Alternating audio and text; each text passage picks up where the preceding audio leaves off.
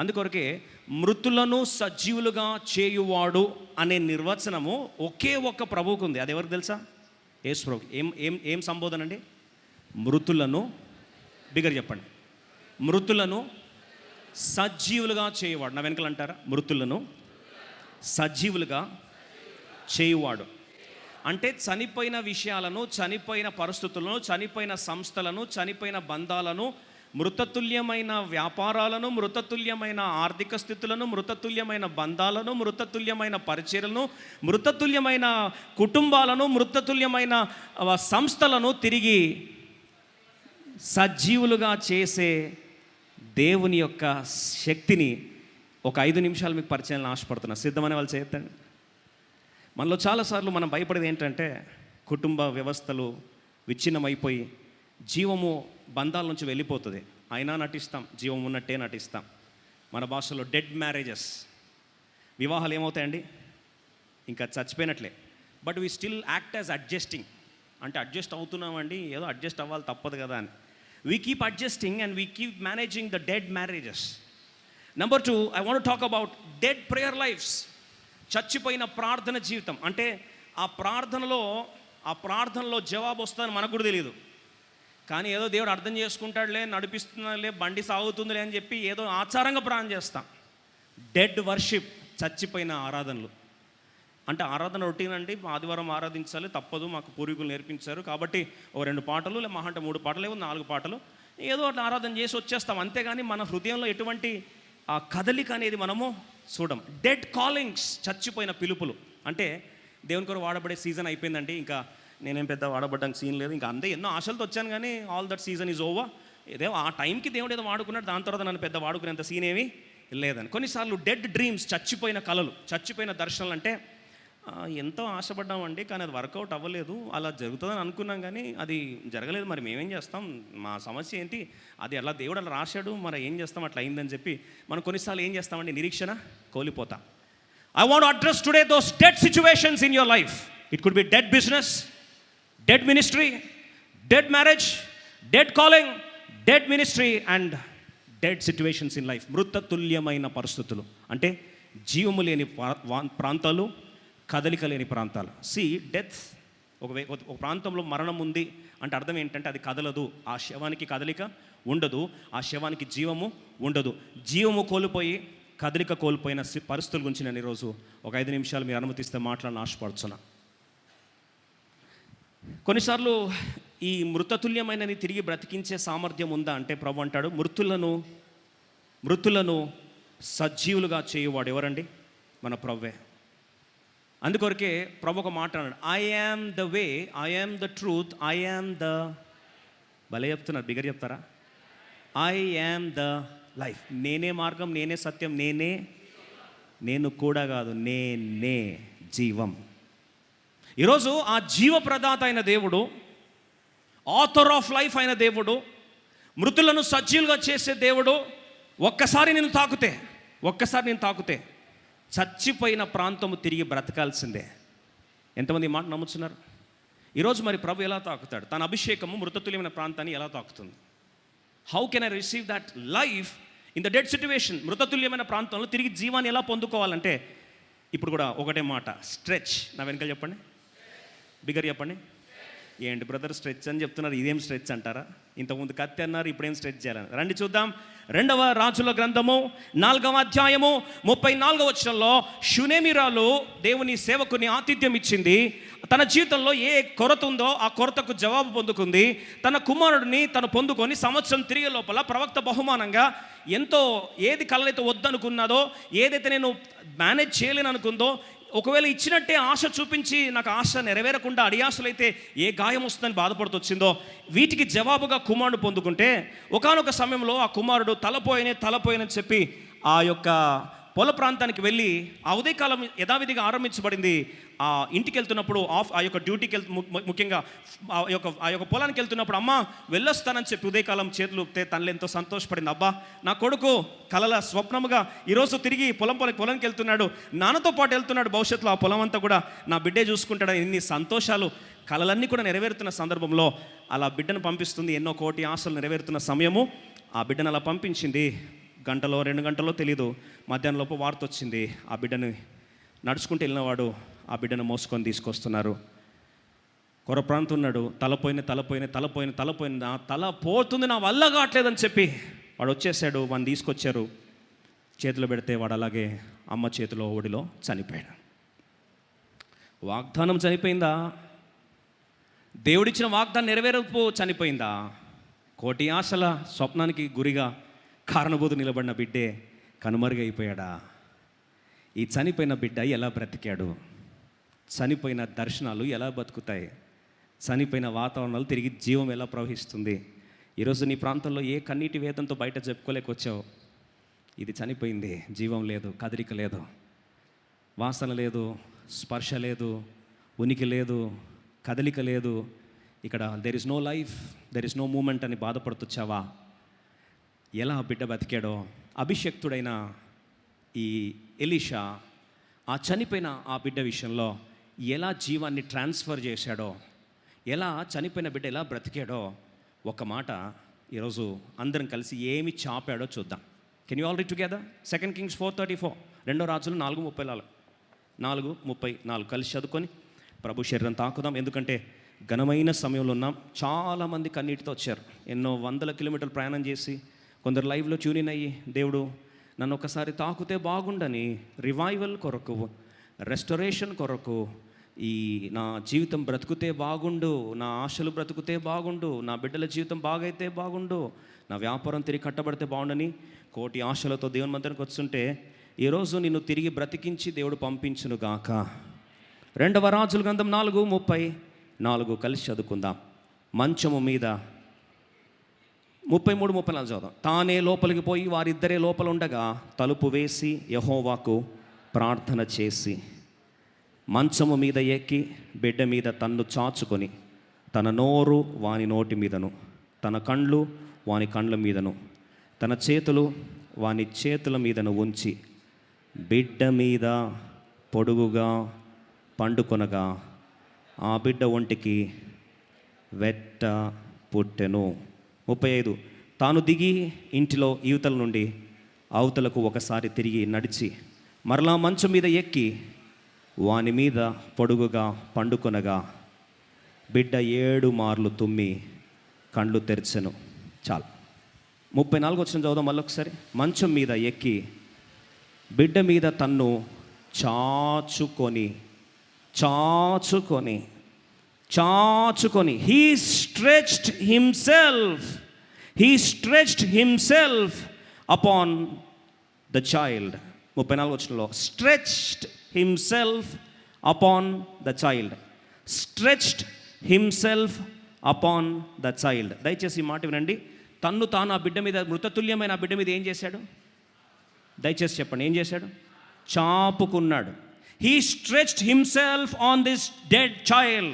చచ్చిపోయిన ఈ కళ మీద, చచ్చిపోయిన దర్శనం మీద, చచ్చిపోయిన వాగ్దాన ప్రభావం మీద, చచ్చిపోయిన కళలు, ఆశలు సమాధి అయిపోయిన కళల మీద ఈ అభిషక్తుడు తన్ను తాను ఏం చేశాడు? తన్ను తాను చాపుకున్నాడు. He stretched himself. అబ్రహాం ఏం చెప్పాడు? కత్తిని చెప్పాడు. ఎలీషా ఏం చెప్పాడు? తన్ను తాను ఈ మృతతుల్యమైన ఆ శవం మీద ఏం చేశాడు? తను తాను చాపుకున్నాడు. ఇప్పుడు చాపుకున్నప్పుడు ఏం జరిగింది? దయచేసి మాట వినండి. బైబిల్లో ఎప్పుడు మనము కల్వరి శిలువ శక్తిని మనం పొందుపరుచుకోవాలి అంటే ఒక అద్భుతమైన మాట ఒకటి ఉంది. దేవుడు యేసుప్రభువు వారు గాయాలు పొందాడు. దేని కొరకు? ఆయన రిక్తుడుగా అప్పగించుకున్నాడు. దేని కొరకు? పాపముగా చేయబడ్డాడు. దేని కొరకు? కలర్స్లో సమస్తం అప్పగించాడు. దేని కొరకు? ప్రతి దాంట్లో ఒక మాట ఉంది, దయచేసి గమనించండి. ఆయన పొందిన దెబ్బలే మనకు స్వస్థత. దెబ్బలు ఎవరు పొందారు? దేవుడు. స్వస్థత ఎవరికి? మనకు. పాపము ఎరుగని దేవుడు పాపముగా చేయబడ్డాడు. మన పాపం ఎవరు భరించారు? ఆయన భరించారు.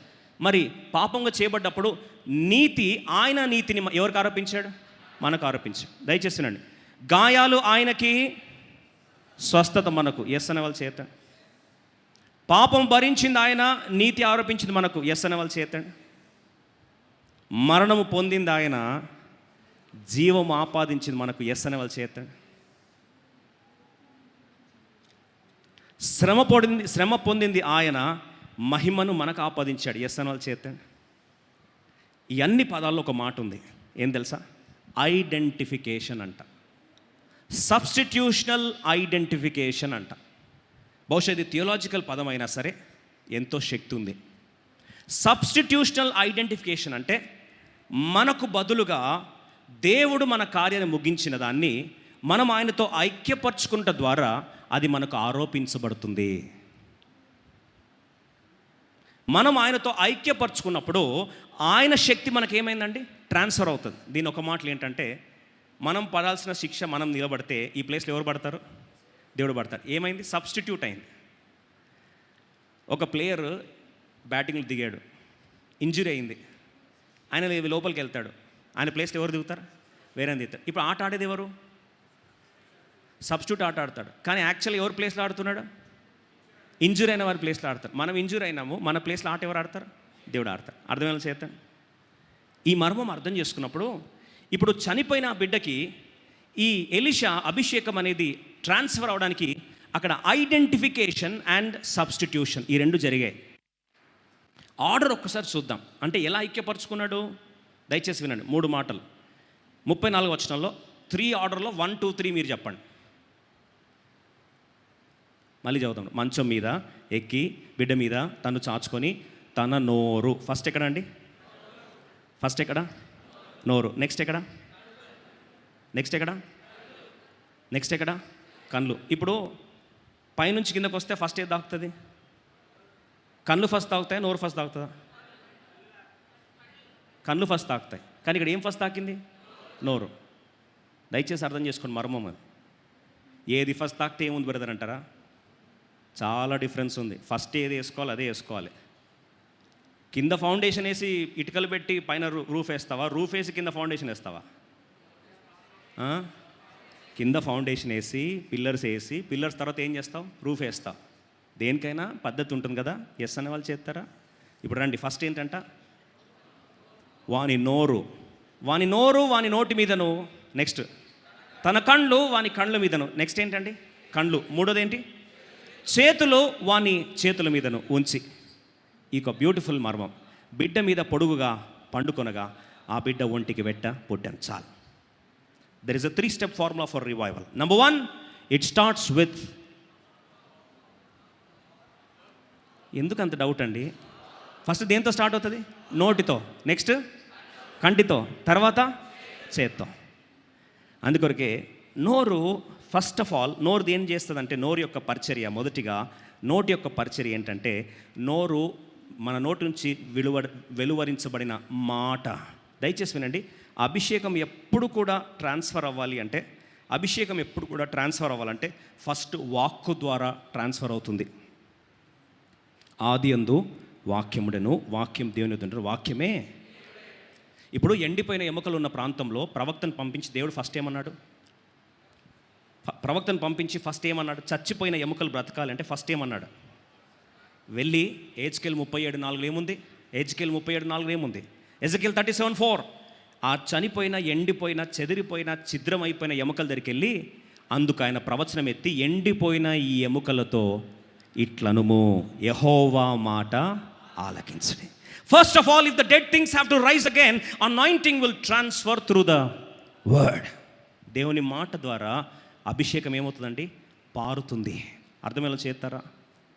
అందుకొరకే దేవుని వాక్కును ఎప్పుడైతే రిసీవ్ చేసుకుంటామో వినుట వల్ల ఏమొస్తుంది? విశ్వాసం. కానీ విశ్వాసముతో దేవుని వాక్యాన్ని పొందుకుంటే అప్పుడు దేవుని కార్యము, బలమైన శక్తి ఆ ప్రాంతంలో ఏమవుతుందంటే జీవముగా విడుదలవుతుంది. అందుకొరకే మరణ జీవములు దేంట్లో ఉన్నాయంట? నాలుకలో ఉన్నాయి. దీన్ని కొంతమంది నెగిటివ్గా తీసుకుంటారు, ఇష్టం వచ్చినట్టు మిస్అప్రోప్రియేట్ చేస్తారు. అమ్మో అండి ఆ మాట చెప్పొద్దు, మీకు అది అవుతుంది, ఇది మాట చెప్పదు అవుతుంది. అది కాదు.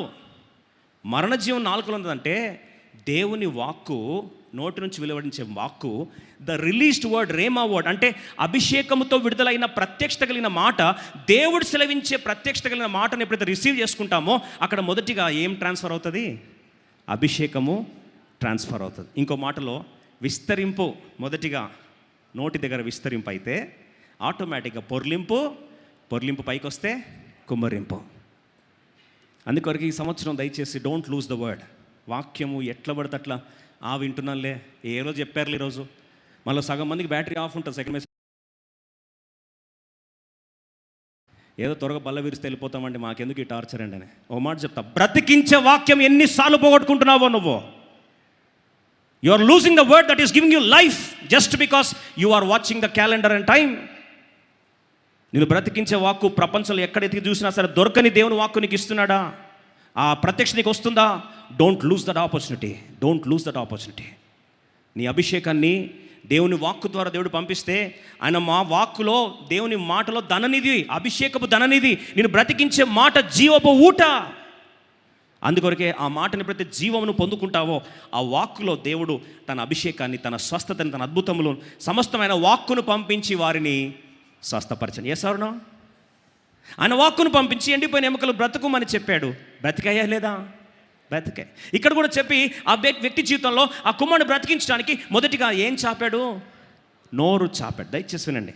నోరు చాపి చాలా మంది జీవితంలో ప్రార్థన చేస్తాం. 2 రాజుల 4:33 వచనంలో, ఎలీషా ఇంటి చొచ్చి బాలుడు మరణమే ఉండి తన మంచం మీద పెట్టబడి ఉండుట చూచి తానే లోపలికి పోయి వారిద్దరి లోపల ఉండగా తలుపు వేసి యెహోవాకు ప్రార్థన చేసి, ప్రేయర్ చేశాడా లేదా?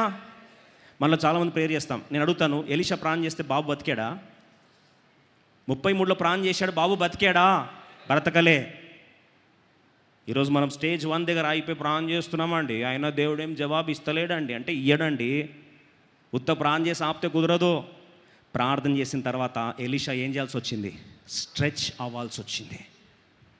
ప్రార్థన చేస్తే జవాబు రాలే, ప్రేయర్ చేశాడు, జవాబు బతకలే బాబు. నోరు స్ట్రెచ్ అయితే బ్రతికాడా? బ్రతకలే. నెక్స్ట్ సెకండ్ ప్లేస్లో స్ట్రెచ్ అవ్వాల్సి వచ్చింది. ఏంటండి? కన్నులు. కన్నులు అంటే vision. Always understand, identification with the lord will also have to be led in to the identification with the vision of the lord. దర్శనంలో ఎప్పుడైతే నువ్వు మమేకం అవుతావో, మొదటిగా దేంట్లో మమేకం అవ్వాలి? వాక్కులో. రెండవది దర్శనంలో. కన్నులు దేని గుర్తండి? అందుకొరకు అబ్రహాంతో నువ్వు కనులెత్తి చూడము, చూచిన దేశాన్ని నీకు ఇస్తా. కనులెత్తి చూడు, పొట్టేలు దాగుంది నువ్వు కనిపిస్తుంది. కనులెత్తి చూడు అబ్రహామా, కనులెత్తి చూడు యెహోషువ, కనులెత్తి చూడు మోషే. ప్రతిసారి దేవుడు దేని గురించి మాట్లాడుతున్నాడు? త్వర చెప్పాలి. దేని గురించి అండి? దేవుని గురించి మాట్లాడుతున్నాడు.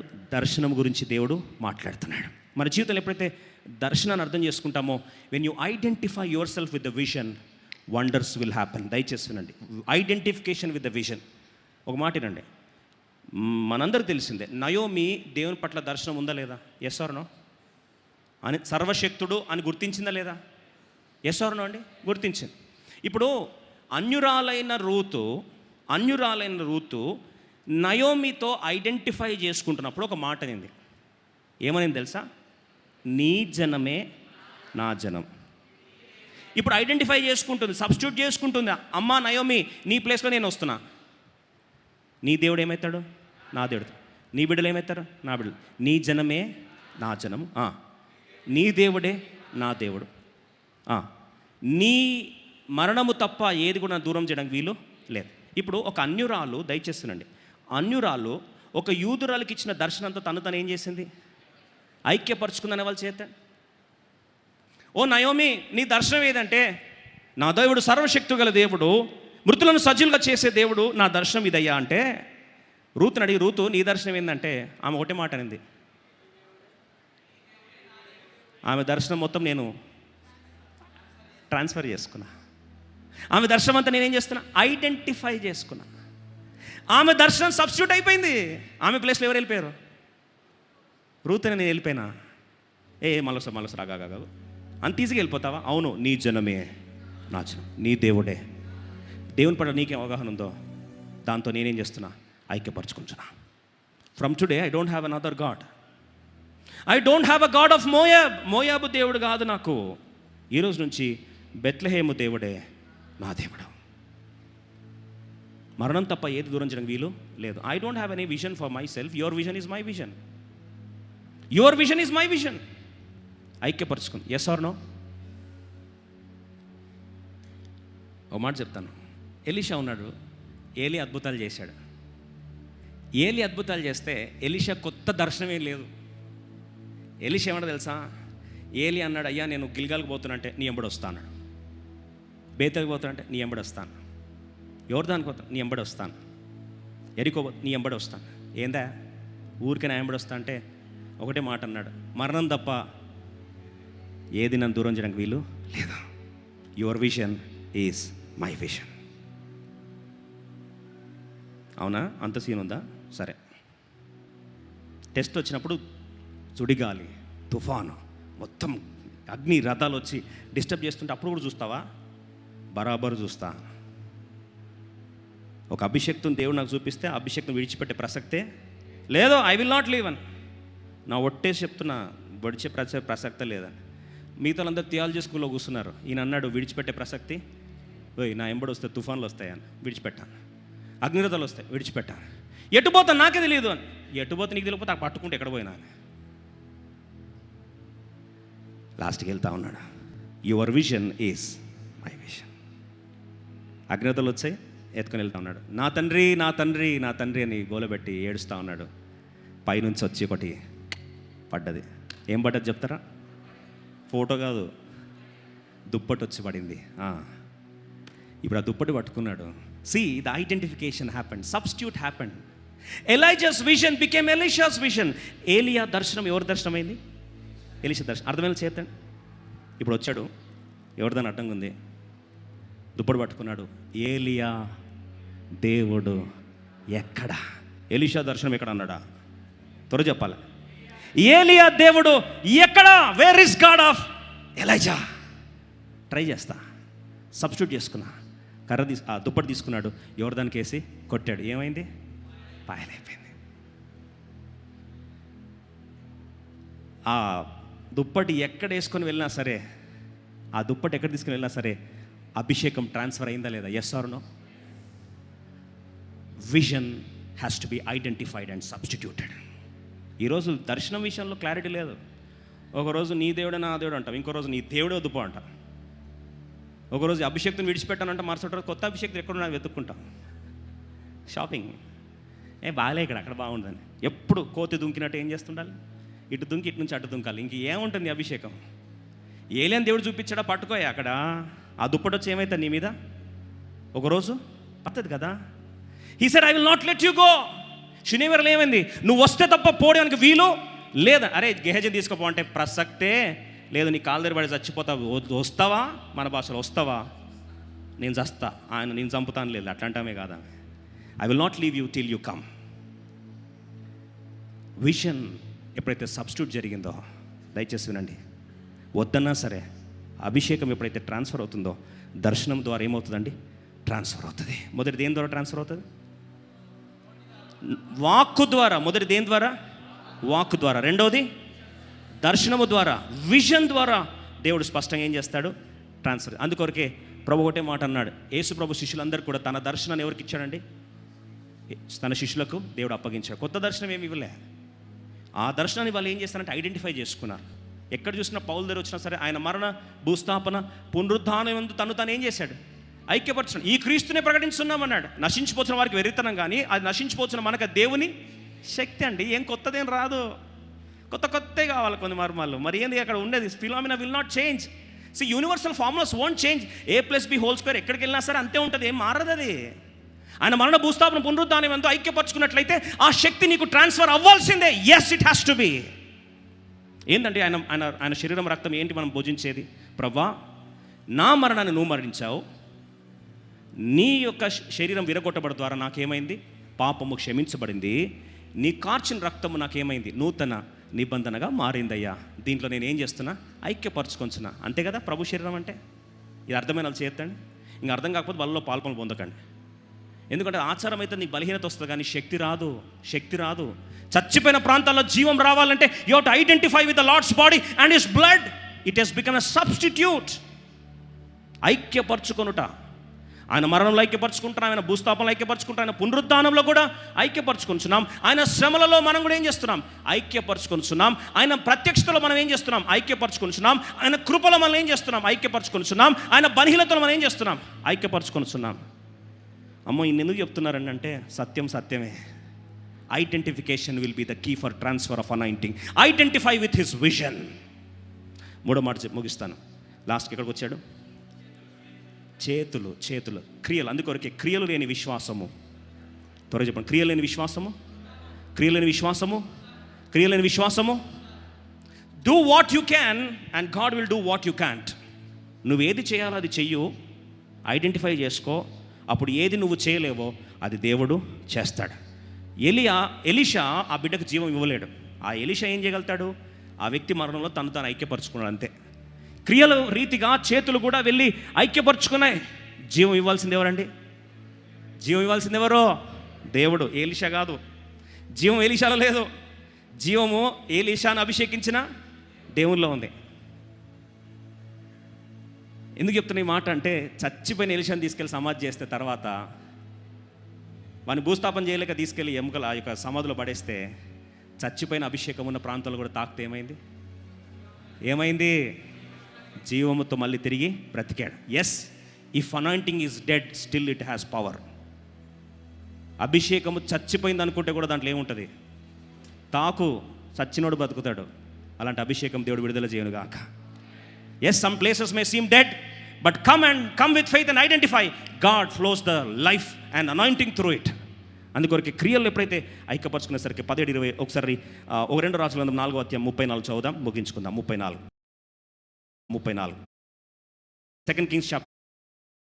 తను చాచుకొని తన నోటి మీద, తన కళ్ళు వాని కళ్ళు మీద, తన చేతులు వాని చేతుల మీద ఉంచి బిడ్డ మీద పొడుగుగా పండుకొనగా ఆ బిడ్డ ఒంటికి వెట్ట పుట్టెను.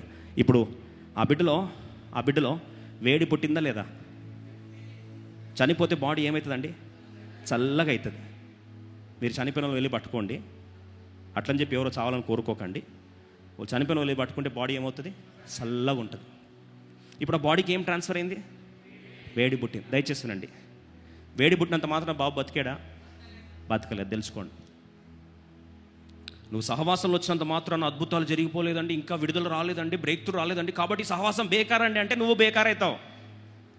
అక్కడ సహవాసంలో ఉంటే నీకు వెట్ట పుడుతుంది. దినదినం నువ్వేమవుతావు? వెచ్చదనము పొందుకుంటావు. There is warmth in fellowship. సహవాసం నీకు ఏముంది? అక్కడ వెచ్చదనం ఉంటుంది, వెట్ట పుడుతుంది.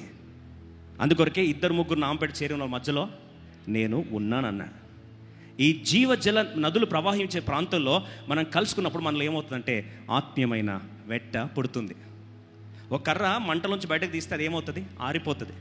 అదే 10 కర్రలు కలిసి ఉంటే ఏమవుతాయి? మండుతుంటాయి. కాబట్టి సహవాసాలు ఏముంటుంది? వెట్ట పుడుతుంది. వెట్ట పుట్టినంత మాత్రాన బాబు బతకలేదు. ట్రాన్స్ఫర్ అయింది, అనాయింటింగ్ అయింది, వామ్తు పుట్టింది, వెట్ట పుట్టిన తర్వాత రండి లాస్ట్ మాట, ఈ మాట చదువుకొని మనము ప్రభు శరీరం తాకుదాం. బ్యూటిఫుల్ మాట. 2వ రాజుల గ్రంథము అందరం కలిసి 35వ వచనం చదువుకుందాం.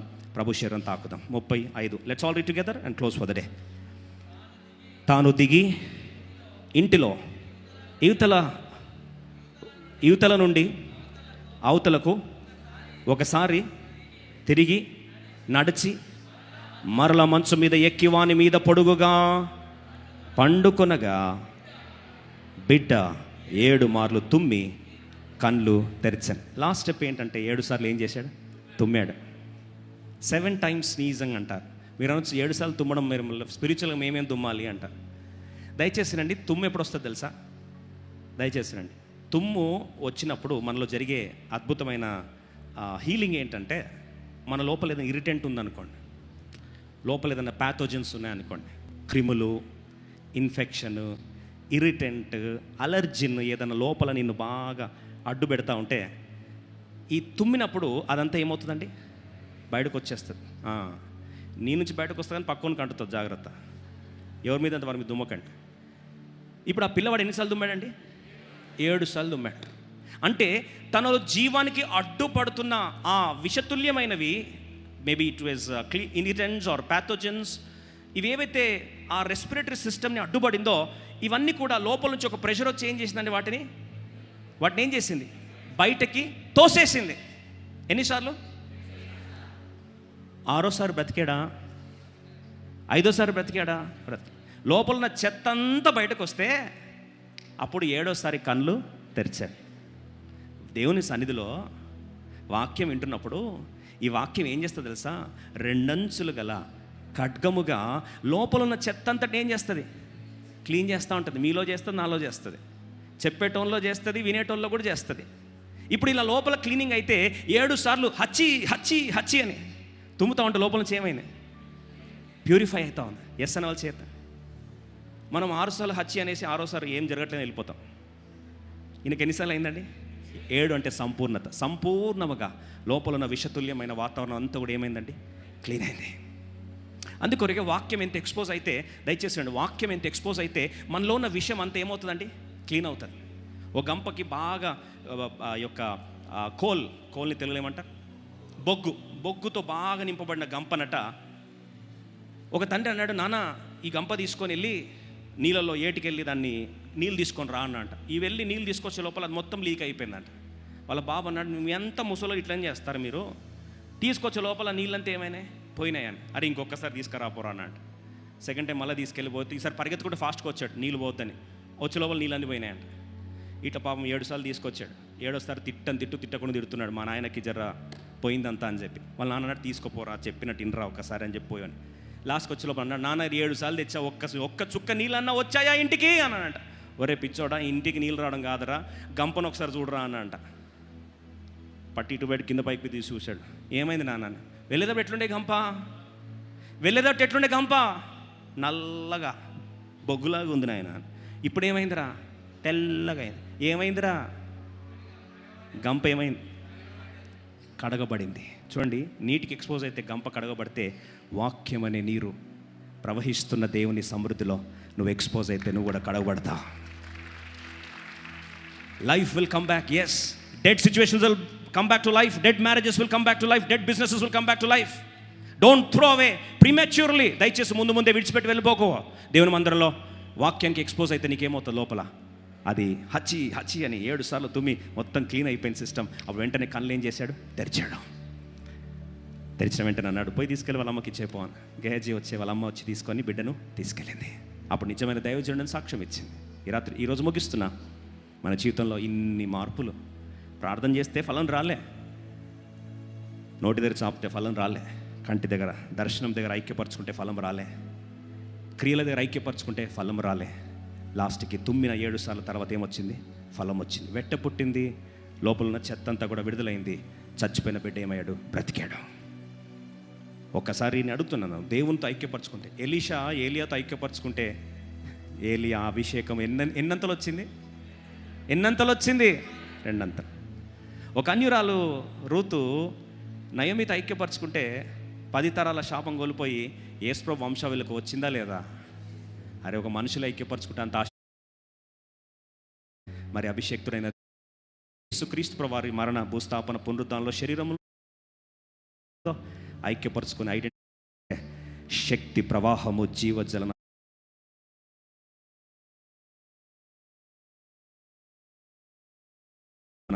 జీవితంలో అభిషేకం వల్లే పారునుగాక.